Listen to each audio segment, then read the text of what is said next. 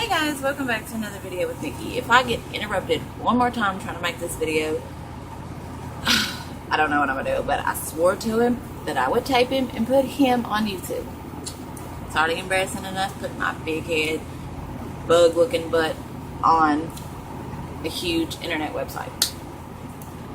But okay, as we talked about in my last video, I really need y'all's help. Can't edit thumbnails, I can't edit my videos or anything like that. Don't know how. And also, like I said, I'm doing everything from my cell phone.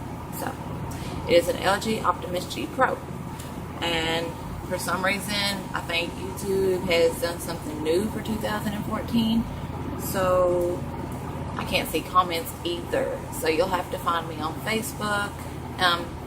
I'd really appreciate it if anybody that's seen this video would actually take the time to look me up on Facebook. I said in my last video, you can find me at Nikki All Real Douglas. Very simple to find. It's a picture of me. I got like a purple jacket on and my head's like this way and I'm looking over. It's actually a very cute picture. But yeah. Alright, let's get to the point. Hold on. The video that I wanted to make today was strictly on addiction. I'm gonna go on and put it out there. I'm an addict, a narcotic addict. I went through school like every other teenager. I had an amazing mother. I didn't really have a bad childhood. I had something happen, back when I was little that happened when I was away from my mother and stuff, but it affected me, but I don't really think that had anything to do with it. I'm not too sure. All I can say is I was always against pills. Nobody could even get me to take a Tylenol, even if my head was, straight up migraine. But I remember, we was at a friend's house one day, and we had been over there several times, and they would always, snort stuff. It was just pills though, like Lortab. And I was always like, you don't need to do that, and that's very bad, you're gonna mess up your nose, that's awful, why would you do that, how would you do that? And then finally one day they talked me into it. I know, peer pressure. I just got tired of hearing it, which is no excuse, but I did it, and I fell in love with the feeling. Backtrack for a minute. At age 13, I had my back surgery on my 13th birthday. I have a lot of back pain. They had to put a metal rod on each side of my spine because I've got scoliosis. And if you don't know what scoliosis is, it's where your spine is at a curved angle. Like mine was coming through my shoulder, and it was kind of like an S. Like the bottom of it would be here, and it went whoop. And it was like, I think they said about 3 inches from coming through my shoulder. Okay, so I had a lot of back pain. I didn't even take nothing for that. But my back was always hurting, like always. And after that, the reason I'm telling you about my back surgery is a little bit after that, I started acting really different. I started feeling really different. So, I don't know if my mother took me on her own or if the school referred me or what it was, but I got sent to a therapist, psychologist, counselor, whatever you want to call it. And, sorry, my nose is really running and so is my eyes. I don't know why I'm not crying. But they diagnosed me with bipolar. And then a few months later, I got diagnosed with manic depression. Okay, so back to the friend's house. It gave me a feeling of happiness, calmness, and I just didn't feel depressed. I didn't feel all moody and like up and down, because that's what bipolar is. 1 minute you're up extremely, happy and energized, and then the next you're at your lowest low. You go from like here to here in like 1 minute. It's stupid, really. It's stupid. But I stayed with doing lower tabs for a very long time, and then one day I couldn't find lower tab, so it went to Roxy's, which is also oxycodone. It's known as oxycodone, Roxy's set. That's the 3 names I know it as. But I stayed on that and that and that, and eventually I wanted more and more and more. So it just went from, Loratab to Roxy. No. Yeah, Loratab to Roxy, Percocet, Opana, Oxycontin. Opana was the last one that I really got on. Opana destroyed my life, y'all. I lost my apartment. I lost respect. I lost my reputation, my name. It took everything from me. We ended up moving, and I remember I ended up calling my mom, after 5 years of borrowing over $50,000 and losing everything and losing just about everyone that meant anything to me. I called her and asked if I could come stay with her for 2 weeks, and I was going to try to just lay there and withdraw cold turkey. So, needless to say, it didn't work. Shortly after that, I just got so fed up. I'd heard about a doctor that prescribed Subutex. Subutex is a medication. It's not Suboxone. It's Subutex. It's a medication that is given to you. You put under your tongue, and it dissolves, and then you take water and swish it around your mouth 3 or 4 times until the taste is absolutely gone. How this works is you have pinholes under your tongue, and the medication seeps into the pinholes and goes directly to your brain, and it controls the withdrawals, the cravings, and everything. It was like a godsend. It was like God had answered my prayers. I'm still in treatment. I've been in treatment for a little over 2 years. On June 10th was the month and day that I got clean. This was the day that I started the doctor 2 years ago, a little over 2 years ago.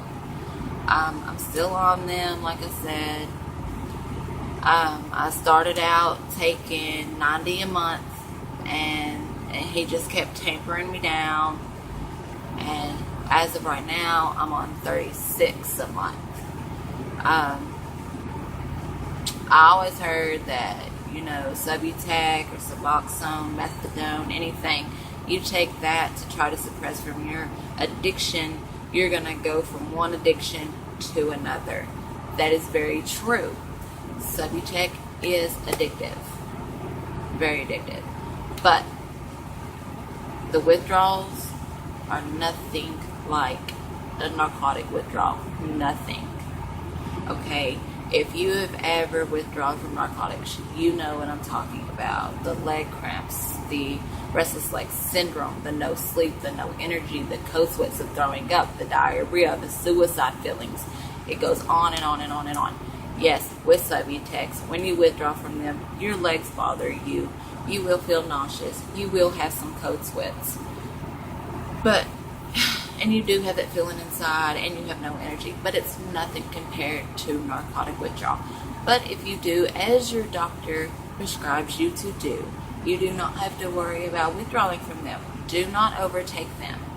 Okay, Subutex causes your breathing to lower, like you breathe very shallow. It affects your breathing.